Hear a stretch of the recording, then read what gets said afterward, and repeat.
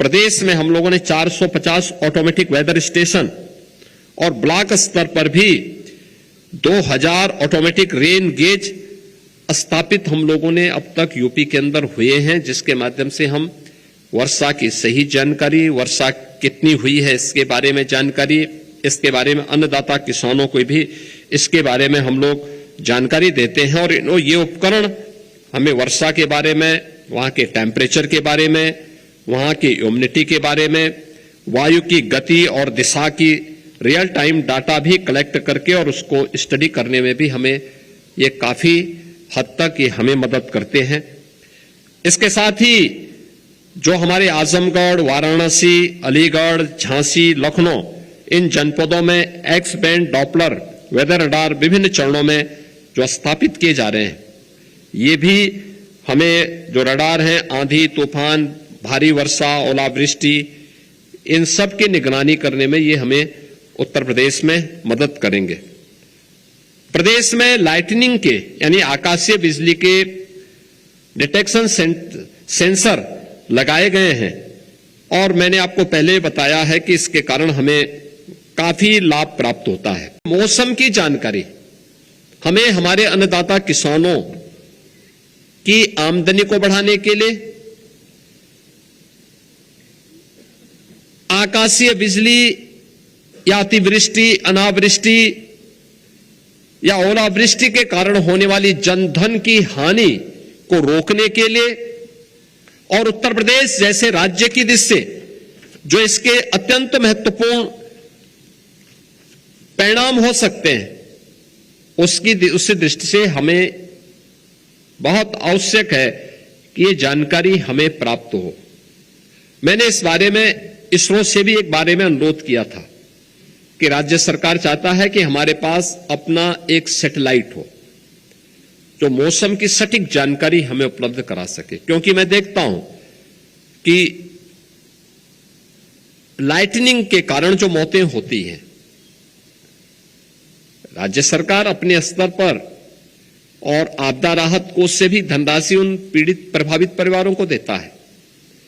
हमने यूपी के अंदर मुख्यमंत्री कृषक दुर्घटना बीमा में किसान को होने वाली क्षति को तो हम पैसा देते हैं, लेकिन किसान के साथ साथ उसका सह किसान भी यानी बटाईदार को भी और उनके परिवार के सदस्य की भी अगर किसी ऐसी दुर्घटना में मौत होती है, किसी ऐसी आपदा की चपेट में आता है, हम उन सबको मुख्यमंत्री कृषक दुर्घटना बीमा के अंदर 5 लाख रुपए की सहायता तत्काल उपलब्ध करवाते हैं, जिससे कहीं कोई समस्या न आने पाए और उस परिवार के साथ हम खड़े होते हैं।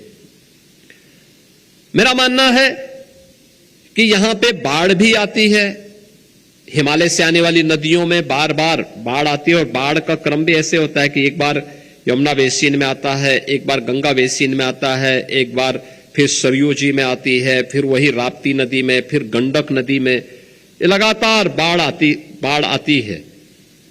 अलग अलग समय में इन बाढ़ के कारण भी व्यापक जनधन की हानि होती है।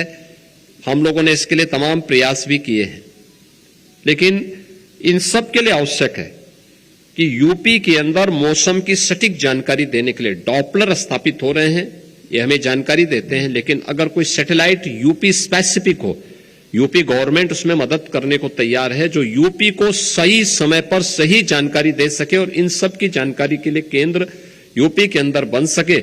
यूपी गवर्नमेंट भी उसके साथ सहयोग करने को तैयार है और हर प्रकार का सहयोग भी करेगी। साथ साथ उसमें सपोर्ट करने के साथ साथ हमें मौसम के बारे में सही जानकारी समय पे मिले। आपने देखा होगा लगभग 1 महीने का अंतर आया है पूरे मौसम चक्र में। इसका प्रभाव क्या है? प्रभाव खाद्यान्न का एक संकट अगर इसी प्रकार से रहा तो एक समय खाद्यान्न का भीषण संकट खड़ा हो सकता है देश के सामने, दुनिया के सामने। हमने प्रकृति का दोहन अपने स्वयं के स्वार्थ के लिए किया है। प्रकृति के साथ जो व्यवहार हम सबका होना चाहिए था कि माता भूमि पुत्रोहम पृथिव्या का, उससे हम विमुख हुए तो प्रकृति हमसे विमुख होती भी दिखाई देती है। और मुझे लगता है कि जो हमारे संस्कार थे उन संस्कारों को हम पुनर्जीवित कर लें, धरती माता के प्रति अपने कर्तव्यों का निर्वहन कर लें, तो इसको सुधारने में मदद मिल सकती है। लेकिन कम से कम आज के दिन पे मौसम विभाग की जानकारी समय पे हमें मिलने का परिणाम क्या है?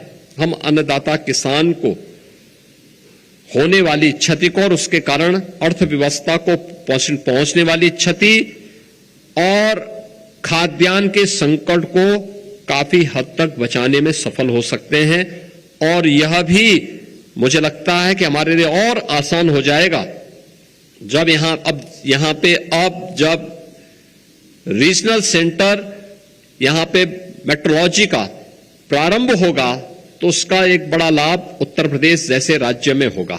उत्तर प्रदेश राज्य को मैं इसलिए भी महत्वपूर्ण मानता हूं, देश की सबसे बड़ी आबादी का राज्य, देश के अंदर उत्तर प्रदेश राज्य की भूमिका सबसे उपजाऊ भूमि है, सबसे अच्छा जल संसाधन है।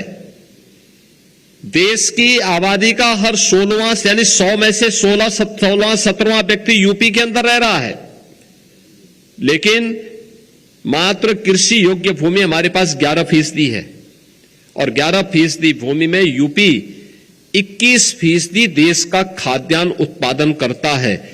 अगर समय पे हमें मौसम की जानकारी नहीं मिलेगी, वर्षा की जानकारी नहीं मिलेगी, अतिवृष्टि, अनावृष्टि, ओलावृष्टि इनकी जानकारी नहीं मिलेगी, तो स्वाभाविक रूप से हम अपने अन्नदाता किसानों के साथ न्याय नहीं कर पाएंगे, हम उनको सटीक जानकारी नहीं दे पाएंगे। और सटीक जानकारी देने के लिए आवश्यक है कि मौसम की वह जानकारी ससमय हमें प्राप्त हो सके, इसकी दिशा में किए जाने वाला प्रयास एक महत्वपूर्ण प्रयास है। पिछले 12 वर्ष के अंदर प्रधानमंत्री मोदी जी के नेतृत्व में माननीय डॉक्टर जितेंद्र सिंह जी ने जो अभियान प्रारंभ किया, आज उसी का परिणाम है कि मौसम विभाग, इतना तो परिवर्तन हम लोग देखते हैं। आज से 12 वर्ष पहले जब हम लोग मौसम विभाग के पास किसी जानकारी के बारे में बोलते थे कि बारिश की क्या स्थिति है, अतिवृष्टि, अनावृष्टि या आकाशीय बिजली की क्या खतरे हैं, तो जो बोलते थे ठीक उसके विपरीत होता था। अगर बोल दिया कि बारिश होने वाली तो मान के चलिए नहीं होने वाली। लेकिन इधर मैं देखता हूं कि जो भी वे जानकारी देते हैं कि फलाने तारीख को बारिश होगी, आंधी तूफान आएगी और किस प्रकार की स्थितियां हैं, वो सटीक जानकारी आज के दिन पे हमें प्राप्त हो रही है।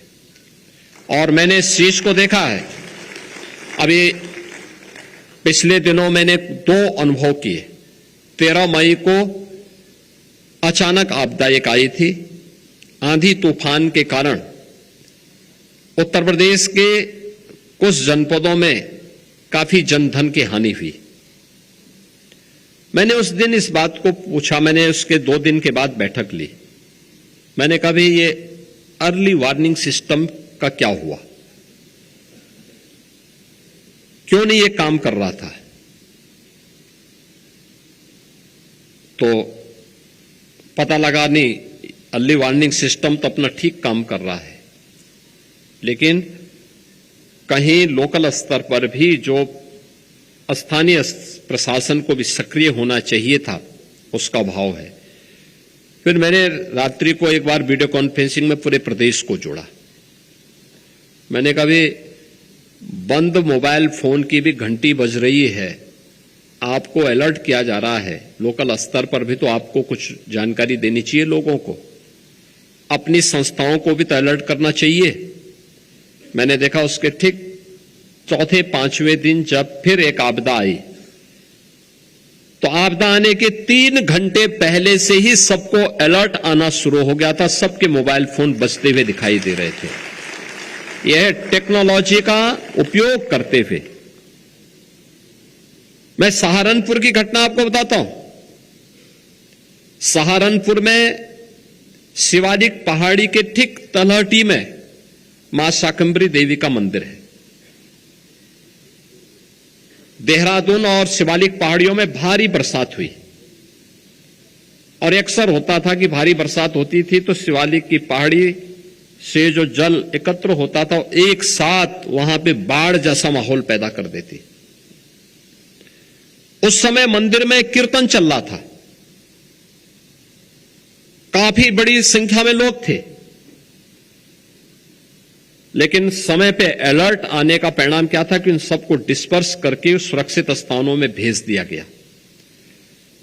जो व्यापक जनधन की हानि होती उसको रोक दिया गया।